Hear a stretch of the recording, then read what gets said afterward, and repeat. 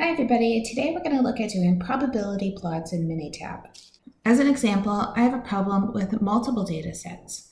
So let's open a data set and then let's read the directions. So we're clicking on the button to open the data set, we're going to copy and paste into Minitab. Then in Minitab we're going to make a probability plot to determine the normality of the distribution.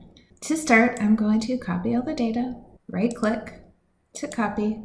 Then in Minitab, I'm going up to the gray cell because I remember that I grabbed a title along with my information, and I'm going to right click to paste. Now I'm going to go to graph and we're going to probability plot. So be careful. Don't go to probability distribution plot, go to probability plot. We're just going with simple. We click OK. Our Y variable is the C1 table A. If you want to, you could look at options, but we should be good with the default options. Let's click OK. And here's our probability plot. So it produces a graph for us. So in the problem I'm showing, you would want to make a copy of this picture. You might want to pull the chart down so you can get a good picture of the plot that you just created. One thing you want to look at when you're looking at the probability plot is the p-value.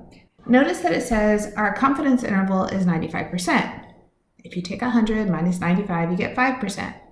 We call that 5% alpha. We usually write it as a decimal 0.05. What you're going to do with that is compare it to the p-value that we have in the graph. So notice our p-value is 0.09.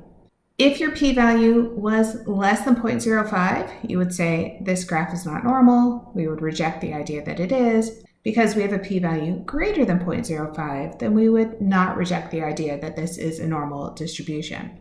Over 0.05, you're like, it's probably normal. Under 0.05, you're like, it's probably not normal. So it should be a quick, easy comparison to decide normality or not normality based on the confidence level that you have.